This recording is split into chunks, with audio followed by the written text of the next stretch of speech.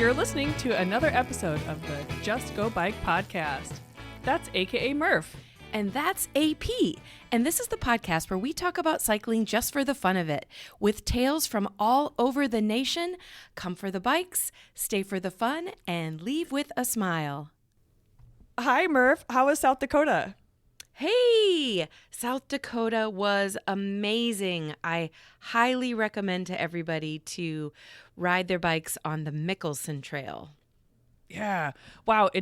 I loved all your pictures. It seemed so cool, like an unforgettable trail, which I don't know, for some of us who live in the Midwest, South Dakota is a surprising place for something like that to exist. But yet, there it is. Yeah, it's actually a rail trail. It's got some award. I can't remember what it's called, like Rail Trail of the Year. I know I'm messing that up, but something important and well-deserved. And I did an episode a few years ago with Dana, who is still the trail manager. Really, really, really cool. We got to meet some of the trail, what would you call them? The people that come make sure you have your trail pass. Maybe ambassador or trail ambassador or trail stewards. Yeah. So it was just fun to like hear their stories. But can I give you some fun facts about the Mickelson Trail? Please do. Okay. So I will tell you there are over 100 bridges. So wow. Yeah. Do not make some sort of pact that you're going to stop and take photos at every bridge because it'll take you a very long time. Yeah. And then there were really cool 4 tunnels, Ooh. For when, back when the trains actually used this, that still exist, and they maintain them, and they're really, really beautiful. Great photo ops. But this trail goes from Edgemont to Deadwood, and we ended up doing both ways. So it was probably, maybe 220 miles total. So not super, super long. But I will tell you, each way is over 7,000 feet of climb. Wow. That is a lot for a rail trail. Yeah. So it's like never more than 4%. Actually, there's a couple places where it gets above 4%. But for the most part, it's just a grind. So it might be 8 or 9 miles of climbing. But then, of course, you get the reward of the downhill. Yeah. So it all pays off. Yeah. And we went right by Crazy Horse Monument, so we were able to photograph that. And gosh, I think the highest place was over 6,000 feet, and it was the city of Dumont. So, it's not, it's the Black Hills, right? So it was a challenging ride. So beautiful, though. Yeah, it kind of sounds like all these names and all these descriptions. It sounds like you're kind of out in the Wild West. I mean, did you see any rattlesnakes or anything, or like tumbleweeds or, anything Wild Westy? All of the above. Like all the towns we went through were, really low population, but all Wild West themed. So that part was fun. Yeah. And yes, we did see many, many, many snakes, including a diamondback rattlesnake. Oh my God. And for those of you listeners who don't know, I am a snake lover. So that is actually a really cool piece of information for me. Although I would not approach a rattlesnake. I did not know that you were a fan of snakes. Yeah, I like snakes. Yeah. So that's pretty cool. Yeah. It was this particular diamondback was sunning itself, and there were 8 of us. So we were like, okay, what do we do here? He's just minding his own business, but we need to get past. So we were all kind of going as far right on the trail as possible. And then one of our guys decided to go left around the snake, which I don't know why. Rob, what were you thinking? I don't know. But then the snake kind of got a panicky, like, whoa, what's going on here? Yeah. And coiled up. And so then we're like, well, now what do we do? Right? We made this little guy mad. End of story. We were fine. We made it around him. And then there was a trail stop, maybe less than a mile up there. And it was literally a photograph. They have like a big board that tells you a little bit about the history of the rail trail in that area, and also like a map. So that part was cool. But then there was a photograph of a diamondback rattlesnake. Oh. And I'm like, is that the guy? Is that him? Yeah, he's Mr. Popular. He's sunning himself saying, hey guys, just so you know, my photograph's going to be up ahead. So there's there's a photograph on Instagram of one of our guys showing the photo of the snake that they took next to the photo on the wall. So anyway, it kind of looks like the same So guy. you saw the Mickelson Trail's most popular rattlesnake. That's pretty cool. Yeah. Yes. Yeah. Well, I always say I want to be Murph when I grow up. So this trail is definitely on my bucket list. I have to do it someday. So what's next for you? Oh, man. Well, I want to keep doing rail trails, and I'm also on a quest to ride my bike in every single state in the United States. So we all kind of talked about it at length during this last trip, and you and I have had conversations about rail trails as well. But we're leaning towards next year doing a couple of rail trails in Idaho. Ooh. So there's one called the Hiawatha Trail that gets really high 5-star ratings, but it's really short. Like I think it's only maybe 16 miles. I don't know. So if we're going to make the effort to go to Idaho, there's also I think it's called the Trail of the Coeur d'Alene. And it's a rail trail that's part of the Great American Rail Trail. Ooh. So I don't know if any listeners are out there want to give me some tips or some ideas on the next one. Shoot us an email. I say, Idaho, I think of beauty. I think of obviously potatoes, but I cannot help but think of Napoleon Dynamite when I think of Idaho because that's where he's from. So if you want to throw a football over those mountains, then, you can go right ahead while you're doing the trail. So, just so many rail trails, so little time. I can't wait to see what you end up doing next. Yes, me too, actually. So, yeah. Well, let's get to today's topic. I'm sure listeners will remember back was it in August? Like, how is it already almost October? I don't know. I mean, yeah. Yeah, but we did a couple of part 1, part 2 of rider recaps when listeners called in and gave us kind of a recap of their very first RAGBRAI in 2023. So we are going to go on to part 3 of that.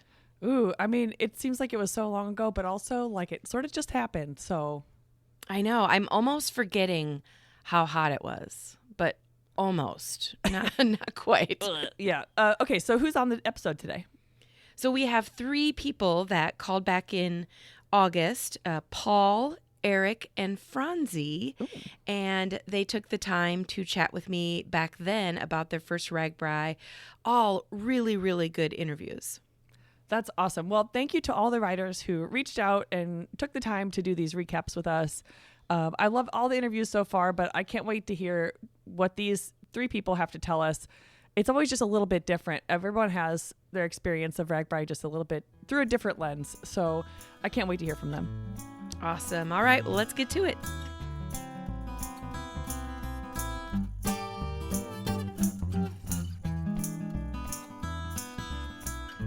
A warm welcome to Eric. Hey, Eric, how's it going? It's going great. How are you? Good, good. Well, you experienced one heck, or should I say 1L of a RAGBRAI, right? Yeah, it was great. First time and first of many, I think. Oh, good, good. Well, will you tell the listeners like what made you even decide to do RAGBRAI this year?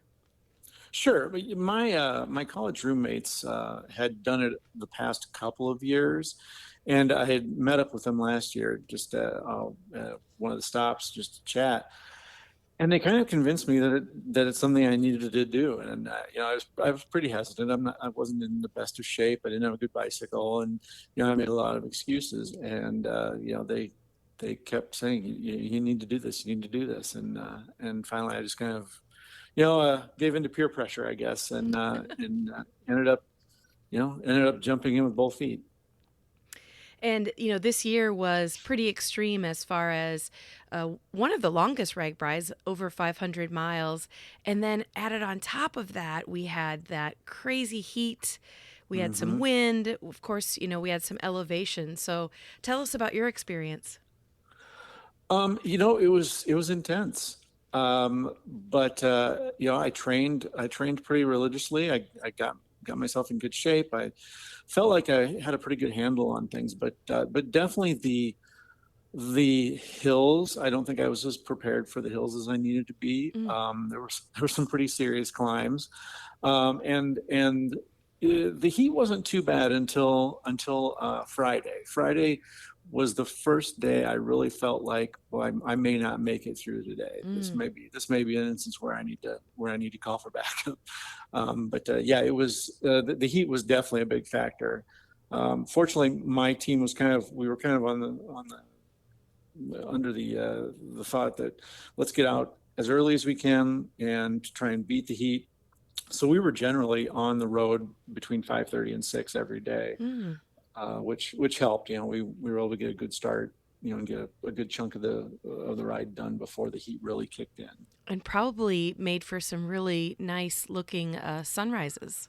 Oh, it was gorgeous, and Yeah. especially when you had the humidity and everything, and then the fog in The the fog, valleys was right. gorgeous. Especially, as we were coming out of Des Moines, kind of going through the eastern part of Des Moines, there were lots of rolling hills and stuff, and it was neat to just kind of coast down into the valley where the fog was, and then pop back up. And of course, prior to pre-dawn, everyone's got a tail light on, so it was kind of neat to just look into the fog and see all the bike tail lights Oh, yeah. up ahead.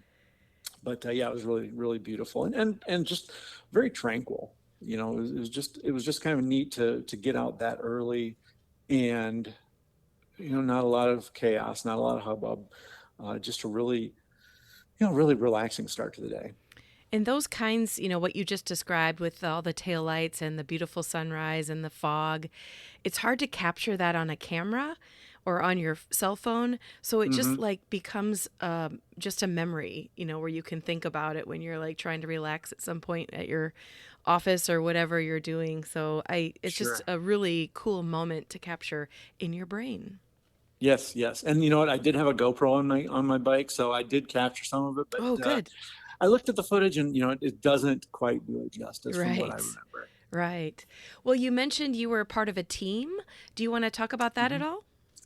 Sure. Like I said, it was a team of my former college roommates, and we've been out of college for a while, and we were Team Tizzy, which Tizzy is the name of one of my friends' dogs. So we Hmm. were named after the dog. It was a small team. There were under a dozen of us, with the the college roommates, and then some family members as well. But yeah, And it was great. and did the dog come along? No, the dog stayed home. That's probably good. Just yeah, that would add a little layer of complexity, I think. Although, I did see at least one rider out there who was carrying a dog in a burley behind him. So that's not unheard of. Yeah, I saw a couple dogs. There was one, I'm hoping he was barking with excitement, but it was a German Shepherd in one of those burly trailers, and he was barking for miles. Oh, And I was wow. just hoping, I was crossing my fingers that it was excitement and not, that he was stressed out about all the people. Sure, sure. Yeah. Well, as far as, training, it's hard to figure out how to train when it's going to be really hot or really Hmm. hilly. But tell us like where you're from and if you were able to do training that would kind of match what RAGBRAI's like. Sure. Yeah, I'm from Marion, Iowa, so I'm kind of a local. And I was able to do a pretty good variation of training as far as the hills go and Mm-hmm. distance and things like that. I did a few 70-mile days. I did one 110-mile day, and a lot of 50-milers. Just going riding down to Solon and up to Urbana on the Cedar Valley Nature Trail. Mm-hmm. And did some road rides, like out to Mount Vernon, Iowa, and some other things, just to try and kind of get a feel for the rural blacktop situation, as well as getting in some of those hills. I followed the RAGBRAI training plan. I think that was on the website. So I Mm-hmm. kept I kept pretty it kept pretty close to what the recommendations were from that, as far as distances and elevation climbs. Mm-hmm. To try and get myself in a certain amount of shape to be able to do both the long days, as well as those days where there was excessive number of good climbs. Sure. And I feel like I feel, after the fact, I felt like I was pretty well prepared. I think for next time, I'm going to do a little bit more hill work, but from a distance stamina, um, perspective, I felt very well prepared. Yeah, it sounds like you had quite a few longer training rides, which a lot of people only do a couple of those, to get ready for their first RAGBRAI. So you're kind of set in that. But what about, especially if you're training solo or just with a small group of friends, tell us your impression of, especially that first day when you're surrounded by thousands of cyclists. Everywhere you look, there are bikes. So Oh, did you sure. have like a good feel for that? No, not at all. I wasn't quite sure what to expect. I'm kind of an introvert, and I do most of my biking by myself. So that was probably going into it. Probably the one thing that I was most anxious about was just riding in a pack of bikes. Not knowing necessarily what other types of bikers I'd be encountering, if there'd be you know, an accident that I'd have to avoid, or if Sure. someone not signaling to move over, or what, just a lot of unknowns that Mm-hmm. that are there. And that first day, pulling out of Sioux City, I was a bit nervous, and I can just remember hitting one of the first downhills. And again, we were starting out at 6 a.m., so it was still pretty dark, and just this mass of bikes just heading down this downhill. And at that point, I felt relief, and I felt relaxed, because it just seemed like we were moving as this cohesive unit of bikes, Oh, and nice. not a one man, not an every man for himself type of situation. Get out of my way, that kind of thing. It felt like a cohesive group of bikes, even though we didn't necessarily all know each other, or Mm-hmm. had the same skill level, or were moving at the same speed. It just felt, yeah, it felt like a group. It felt like this group of bikers that maybe had ridden forever together. And I felt like it stayed that way for much of the week, Yeah, that's a where it great, yeah. was where it was this group of people, thousands of people, but this group of people who had a common goal, and had a common mindset. And it just felt like a big bunch of friends riding bikes. Yeah, I agree completely. And you've got, your beautiful sunrises, you've got your team, you've got what you just mentioned, biking with thousands of other people. Any other like good memories you want to share with us? One of my favorite things, being an Iowan, you would think that I've experienced a lot of the state and know a lot of the state. And I really didn't know Western Iowa. I don't know Western Iowa. I've not spent a lot of time over there. And one thing I really appreciated about the ride was just, you're on a bike for 5 or 6 hours, traveling at 15 miles an hour, and there's nothing to do but, talk to the other bikers and Mm. look at the countryside around you. And it was an opportunity to experience the state in a different way. Usually when I'm heading to that part of the state, I'm headed out of state or headed to another city. And it was just a neat opportunity to be able to experience other parts of the state at a speed where you can kind of slow down, look at things, talk to people, visit towns you hadn't even heard of, and see what they have to offer. It was just, it gave me a different perspective on not only the geography, but the people and the economy of the state. And even as I got to Eastern Iowa in the second half, there were towns that we went through that I couldn't recall having gone through myself, or Mm. streets that I'd gone on, blacktops that I rode on that I hadn't ever recalled being on. So it was a neat way to experience the state. Yeah. And, a lot of times I'm guessing if you were on that side of the state, you were in your car. Hmm. We always, us Iowans always laugh because there's basically just two major interstates that go through the state. So, like most people experience Iowa via Interstate 80, which is just a straight shot. Hmm. There's rest areas, a town here and there, but nothing like it is when you're on your bicycle. Oh, sure. And you get on those 2-lane blacktops going through the towns that have 1,000 people in there, and it's a completely different look than if you're going through on I-80 and stopping at a truck stop or in a city. You just see something completely different. Yeah, yeah. Well, are you going to do anything with all these memories? Like, are you going to write a book, make a movie, just tell all your friends, come back next year? Have you figured out yet? And, I've got a lot of GoPro footage and some cell phone footage and cell phone photos to go through. And I'm thinking I'm going to put something together. I'm not quite sure what yet, Yeah. yeah, the most important thing is just I have the memories and I have this new appreciation for the state as well as this new physical challenge that I like, and I look forward to next year. Yeah, for sure. It is fun. I did not take my GoPro this year, but you look at just my iPhone, I'm like, oh my gosh, I have like 300 photos or maybe Mm-hmm. even more. And each time you look back, you're like, I forgot about that, or whatever it may be. So Yep, absolutely, it's just great to have all those memories.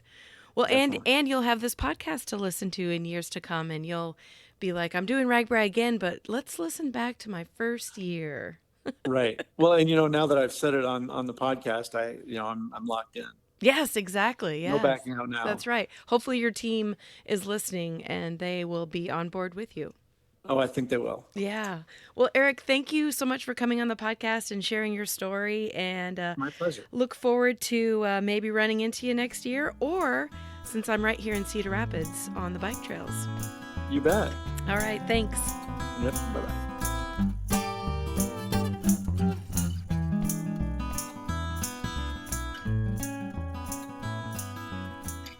Up next, we have Paul. How's it going, Paul? Good, thanks. How are you doing? Good. Well, tell the listeners where you're from and maybe like what the cycling culture is like there. Yeah, I'm from Papillion, Nebraska, which is just kind of a suburb of Omaha. And I'd say we have a pretty healthy cycling culture. We have a really great path system throughout Omaha. Hmm. You can get to most parts of the city on it. We've got various clubs, and they're all pretty open to new members, and so I'd say it's a pretty healthy culture. I've in the last year got into gravel riding, and being that we have gravel worlds down the road in Lincoln, we've got a pretty big community of gravel cyclists too. So it's kind of nice. You can kind of vary what types of disciplines you want to do. Yeah, and it sounds like if you were training for your very first RAGBRAI, you had plenty of opportunities to do group rides to kind of get a feel for that. Absolutely. Yeah, that. And my wife and I, we've been riding a few years now. Like a lot of people, we got into it during the pandemic. I hadn't ridden a bike since college, I think. But we kind of started out as some casual riders, and then we just kind of got sucked into it. Right. It's kind of our main hobby now. During the warmer months, we're kind of either working or riding. So Oh, that's awesome. So, yeah. and there had to have been a moment, or maybe it was a few moments, where you're like, I love riding. We're riding all the time. Who decided, let's do RAGBRAI? It was actually my wife. I mean, I was thinking about it, but it was one of those things that I just never really vocalized to her. And then we've got some friends that we ride with that have done it for years. They're on a team called Tall Dogs, I think, which has been around RAGBRAI for many years. And they were all talking about doing it. And my wife just said, we ride enough now that we should go attempt this. So she's the one that got the ball rolling. And was this year your actual first? Yeah. Yep. First Oh, RAGBRAI. wow. Yep. Wow. Okay, so when you wrote in and said you wanted to be on the podcast, you actually said it was, it'll be fun to kind of look back at the things that you thought about RAGBRAI was all about versus what they actually were. So do you want to tell the listeners some of the, the thoughts that you have about that? Yeah, sure. So, I mean, I will say, first of all, it was more difficult than I thought it was going to be, and it wasn't really the writing. It was more the heat, just because it was such a, from what I'm told, it was one of the worst years as far as heat. For sure. Yes. Now we've been training a lot, so that really, like I say, the writing wasn't a problem. I do gravel races, and the first big one I did was in March. So I mean, I was on a trainer all winter, trying to stay in shape for that. So that part, even though it wasn't, it wasn't difficult riding wise, it was definitely more difficult because of the heat. Mm-hmm. It was also a little bit more, I had been told to expect a lot of people in lines, but I underestimated, and I had this idea of what busy looked like in my mind, but it was way busier than even that. I knew it would be crowded on the roads, but I just didn't know it would be, that crowded, especially like the first day, Yeah. coming out of Sioux City. That was pretty crazy. But, like I said, we've been doing group rides, for the last several years. So we're somewhat used to it, but that was a little bit next level, but Sure. it was still fun. I was surprised how often we had probably 4 or 5 different groups of friends that were there, and I was kind of surprised how often we ran into them with that many Oh, people. yeah, I agree. Yeah. Um, it was. I expected that we'd have to, try to, use text communication in the towns and at least say, hey, where are you? But we ran into a lot of people, and it really surprised me. But yeah, so that's just a couple of things that were surprising about it. But and overall, it was. I think I had a pretty good idea of how it was going to be, but Mm-hmm. there were definitely a few of those surprises in there. I know one thing, I mentioned this in a previous interview, but like you mentioned, that very first day, coming out of Sioux City, there was a really rough railroad tracks. And so, most of the bikers were walking, and it was, for me at least, as far as you could see forward, it was all people walking. And I was like, oh my God, what did I get myself into? Is this going to be like the walk across Iowa? Yeah. But it We were thinking the same thing at one Yeah, I point. was like, oh my gosh, this is gonna be a long week. But luckily, there was a couple kind of bottlenecks when there were big stops along the side of the road. But beyond that, I didn't really have to. It wasn't that crowded that I had to walk my bike a lot more than that. Yeah, I agree, and it also seemed to, especially on that first day, it seemed like after we got to the first pass through town, it started to thin out because Yeah. people obviously hang out for different amounts of time, in each spot. So that kind of thinned out as well. But and the other thing that I was kind of surprised about was how many accidents there were. And I don't know why it surprised me when because thinking back now, you put 30,000 plus or whatever bikes on a stretch of highway, that's going to happen. But I wasn't prepared for all those ambulances flying back and forth the whole time. That was kind of surprising to me. Surprising, but also it felt pretty nice to know that if you go down, you've got an ambulance pretty darn close to you to come to your rescue. Yeah, that's true. And not only that, it was kind of comforting having all of the Air Force cyclists there too. And like my wife said, they kind of were just like Spider-Man. When somebody had a problem, they would just pop out of the woodwork. They just kind of came out of nowhere. Yeah, and But for those that don't know what we're talking about, so the Air Force just takes it upon themselves to be on the bicycle route, and they stop every time they see somebody on the side of the road, whether it's for a medical reason or a mechanical reason. And if you really watch them, their back jersey pockets are just full of like patch kits and maybe spare tubes. I'm not really sure what is all in those pockets, but you're right. Like you they were see definitely somebody, full. yeah, you see somebody on the side of the road and you're like, oh gosh, should I see if I can help? And then boom, there's an Air Force, couple of bikers. And I'm sure at this point, they have it down to a science, but it seemed like they did a great job of stretching themselves out along the route. They kind of traveled in packs of 3 or 4, it seemed like. And I talked to a couple of them one day, and he said, I think, if I remember correctly, he said there were about 175 of them there. So that's a pretty good, group to. Oh to yeah, go that's a take great care of team. stuff. Yeah. So definitely a shout out to them. It was comforting to see them along the route. Yeah, and I had heard we got to give a shout out to Shields Sporting Goods because I think it was maybe day 3 that the Air Force team had run out or was running out of all of their parts, their patch kits and their spare tubes. Sure. And so they went to Shields Sporting Goods to the rescue to get more tubes and patch kits. And That's awesome. It's awesome because that's, just one other friend of RAGBRAI that, jumped in to help. So that was pretty cool. Yeah, yeah, that's awesome. Were you did you end up being part of the Tall Dogs, or were you like on your own with your wife, or how did you do RAGBRAI? Yeah, we were pretty much on our own. We rode just, along, like I said, we had 4 or 5 different groups of friends that were there. So we kind of tried to ride with different groups along the way. And we started out day one, we camped with some friends that were only doing the first 2 days. And there's my wife and I, and then I think there were 5 of them. And especially that first day, it was really hard to to kind of keep a group together, which is my wife and I ride so much together that we always joke that we kind of know when somebody's going to move before they do it.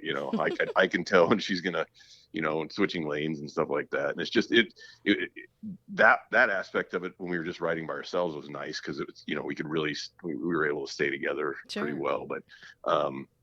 But yeah, riding with friends was fun, but we just kind of took the attitude that we're going to do it and stay with you as long as we can. But if we lose you, don't worry about us, and we'll just see you down the road. But it was nice getting to spend some time with different groups of friends. Oh yeah, and that's such a good attitude too, because if you're stressing about, do we meet you at the library, at the fire station, at the first bar, like it's just like just do RAGBRAI how you want to do it, and somehow you always end up finding the people that you want to find. Yeah, yeah. That's like I said earlier. That part really amazed me. That Yeah. um, because we generally didn't leave at the same time as people on purpose, at least. So when we just ran into them, it was just kind of a bit of serendipity. Sure, sure. So you mentioned that you did plenty of training as far as indoor training and gravel races and all that good stuff. But Hmm. think about what you took as far as packing. Would you say you packed too much, not enough, or just right?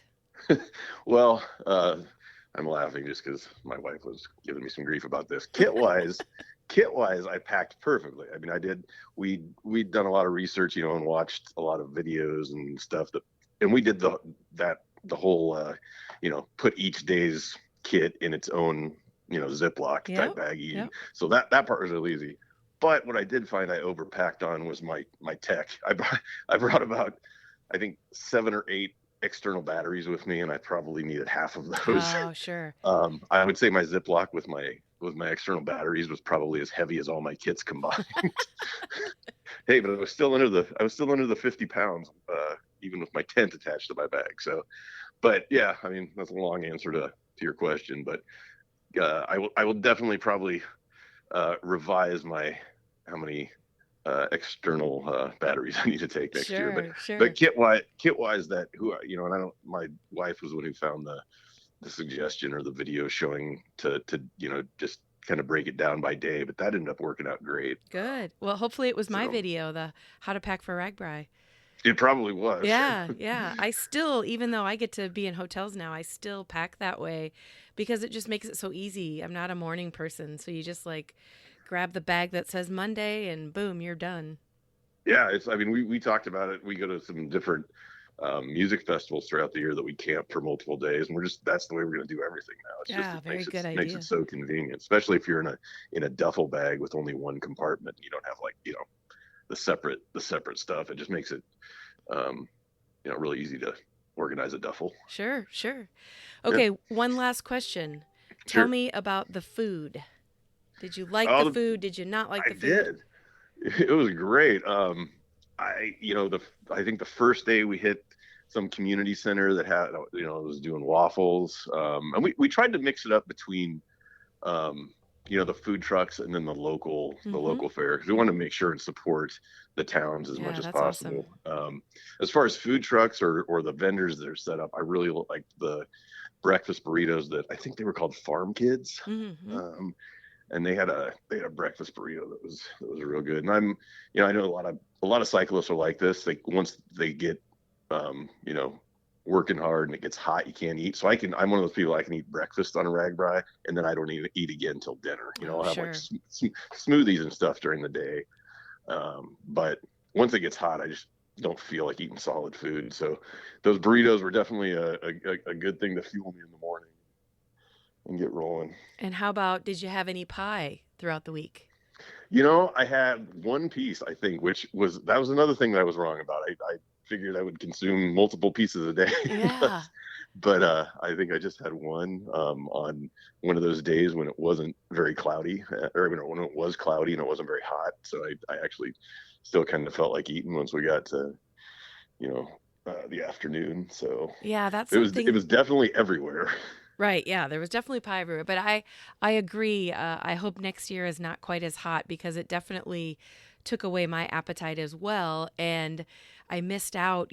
I always want to go to the grilled cheese place, and I always want to do the lasagna dinner in the church. And Yeah, a lot of those absolutely. places, I was just like, ugh, I think I'm just going to have some crackers and a beer instead. Well, and just along those lines, just in general, we kind of talked about it afterwards, and we felt like we didn't spend near as much time in each pass through town as we would have if the weather would have been a little cooler. Because Mm-hmm. you're trying to finish before 4:30 or 5 when you hit that super hot part of the day. So I think in another year when it might not be so hot, we'd probably spend more time and visit more of those vendors in each town. We did talk about that Yeah, afterwards. So. yeah. Well, it sounds like you had a great first RAGBRAI, and it also sounds like there may be an opportunity for you to come back again sometime. Oh yeah, we were planning on it. It was a a great experience, and even with the heat and all that, it's wasn't enough to scare us off. So Great, great. I think we'll be back for many years to come. Awesome. Well, thank you, Paul, for sharing your story and coming on the You Just Go betcha. Bike podcast. And we'll have to reconnect next year, and you'll tell us about your second RAGBRAI. Sounds good. Sounds good. Thank you very much.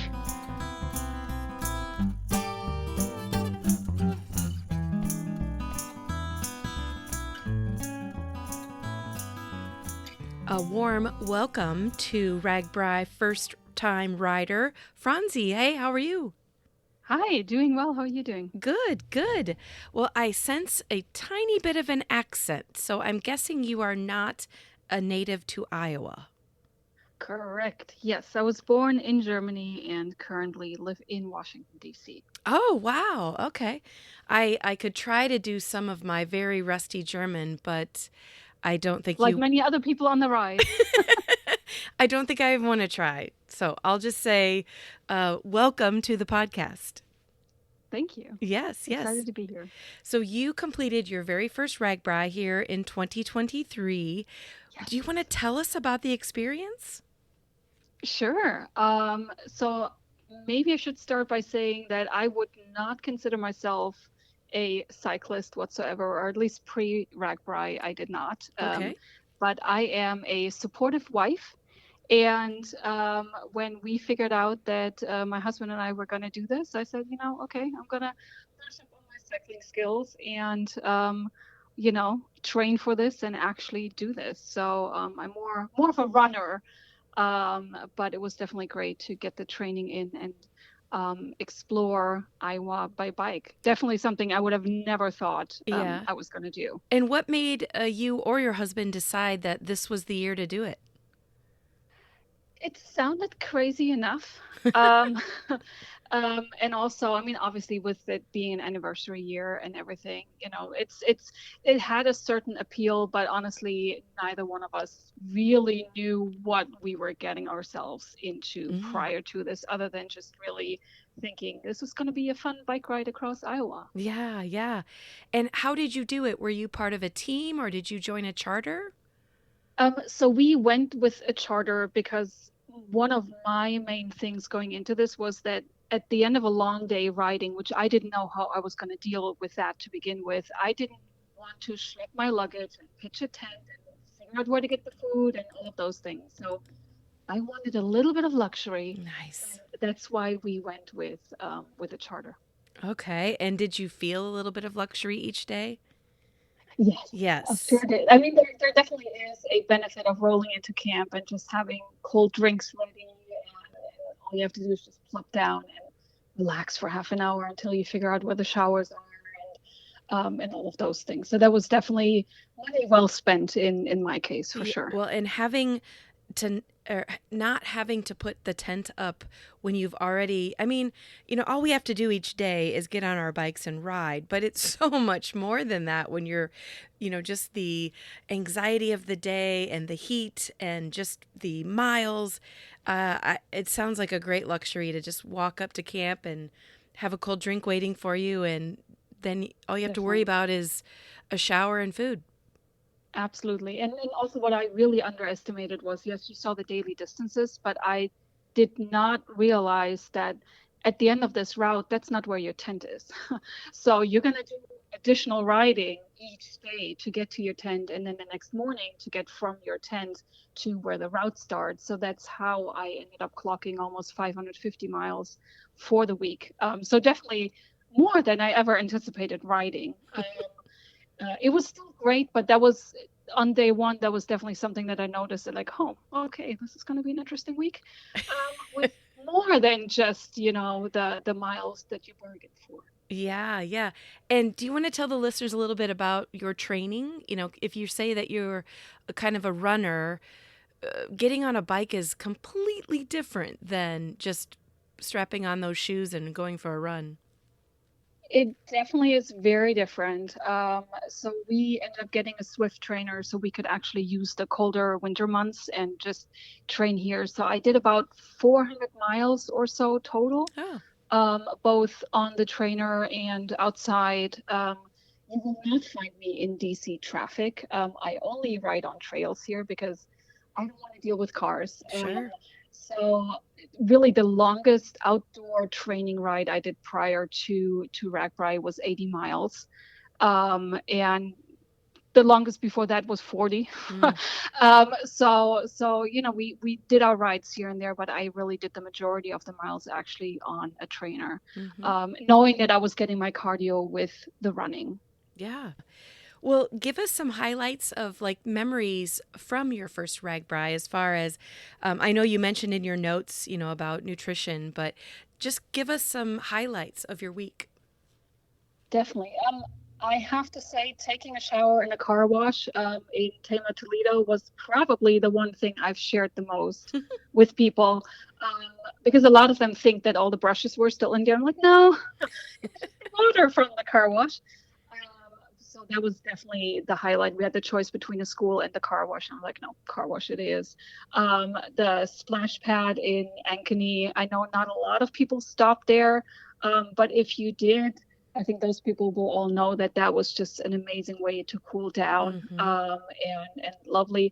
Also, there were some Air Force folks there, so that was also really cool to just be, in your little spandex outfit while they're also in their spandex outfit. Just came really nice. Um, Definitely meeting all the people along the way, both locals and other writers. I thought that was just truly wonderful because those are connections that without RAGBRAI would not have happened. Hmm. Um, so I thought for me that was truly wonderful. We went in Carol, we went into town after the ride and hung out at a brewery, and that was awesome too because where can you get craft beer for $6? Hello. Um, and when we left, there was a local guy on the stage who was just starting his set. It was just him and his guitar, and he actually started with the anthem. So for that brief minute and a half, basically the whole town stood still and was Oh, just listening wow. to him. So that was one of those like small town Americana moments that as a foreigner they exist. You've seen that in the movies, and then you're part of it. So that was. That was really special too. And in Ames, actually, a friend of mine, her great grandfather, was one of the first African Americans who lived in Ames, Mm. and so she had shared that with me prior. She had never been there before, but he is on the mural of their history museum. So I was going Oh. downtown to take a picture for her. Turns out they had another poster over the mural just for RAGBRAI, Oh. unfortunately. So I couldn't show her that, but just knowing that I was there, was really special to her too. And I just walking around town and seeing all these old buildings that were there when he lived Yeah. in Ames, that was certainly special too. It's interesting just the feeling that you get and the feeling I'm hearing from your voice when you talk about it. But, some of these towns are very, very small, and all of us riders come through, we kind of take it over, but you don't ever really lose that feeling of small town. And that's one of the, my favorite things about RAGBRAI in general. It's definitely I think it was Slater. I was joking with the people around me that like it literally looked like an army invading the town because everybody was just walking because the road was so narrow and it just wouldn't stop. It was just people after people after people. So that definitely looked like sort of the Great March on Slater. But yes, definitely. I mean those small towns, the architecture, just knowing that people are still there and also seeing for some of the towns the revitalization that people are coming back. I think that was really great to see and experience. Definitely. And let's get into food. A lot of Yes. people gain weight on RAGBRAI because there are so many food options. And a lot of times, at least for me, I'll go to just the shortest line or, I'm a vegetarian like you. And so just finding, where's the noodle place or what can I get that I can get, the meat taken out of it. So it can be a challenge. Like, what's your take on it?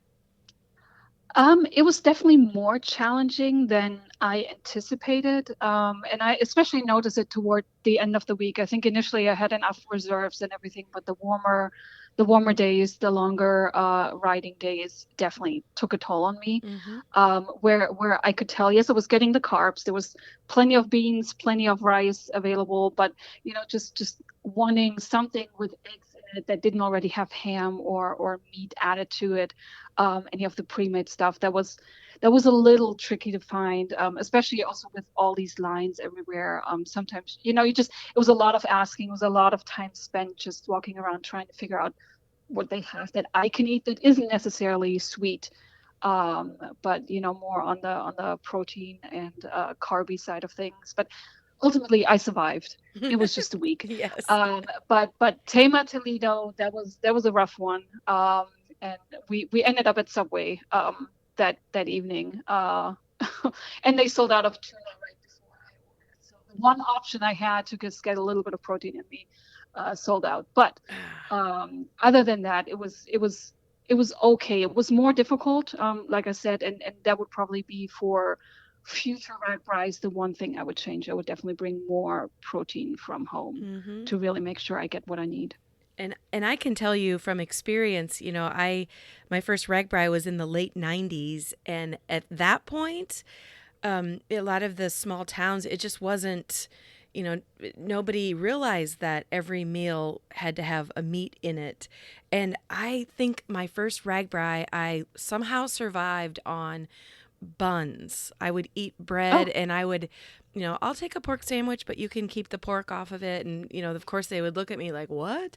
And then yeah. I would just have bread with barbecue sauce. And I'm like you. I'm like, it was only a week of my life, but I really don't know how I did it back then. So times have I was definitely offered changed. chicken as like a meat substitute. It's like no, no, that's still Yes. meat. No. Yeah. So yeah, So hopefully in the next, few years, it'll just get better and better as yeah, yeah. Hopefully. vegetarian options, are out Hmm. there. So yeah.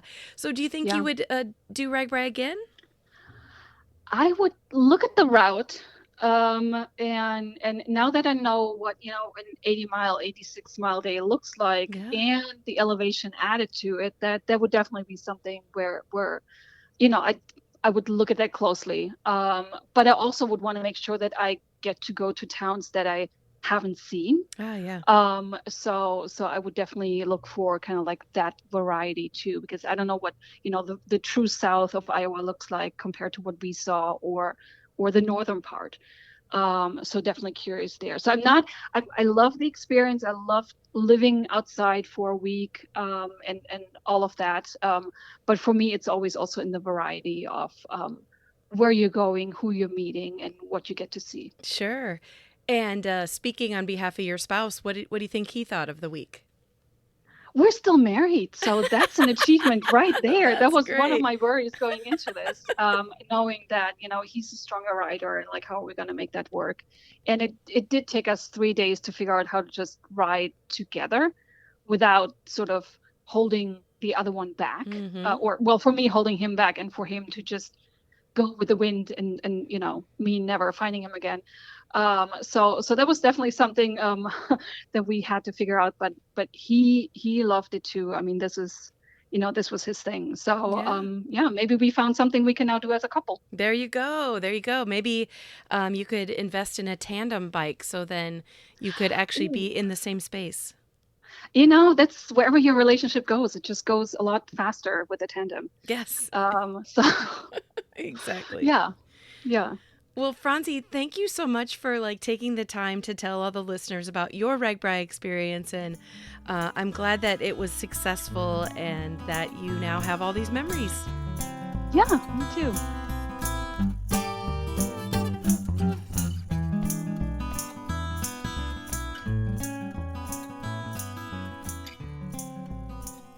Well, listeners, that is it for this week. We both want to thank you for tuning in to listen to the Just Go Bike podcast. And if you'd like to contact us with a comment about the podcast, or maybe you have a topic in mind, you can reach us at justgobikepodcast@gmail.com, or you can also follow us on social media at Just Go Bike on Facebook, Twitter, and Instagram. Please rate, review, and subscribe to this podcast, especially if you're a fan. And if you have any extra time, pop on over to the Murphology podcast for more bike adventure interviews. All right, that's a wrap. We'll be back next week. Until then, just go bike!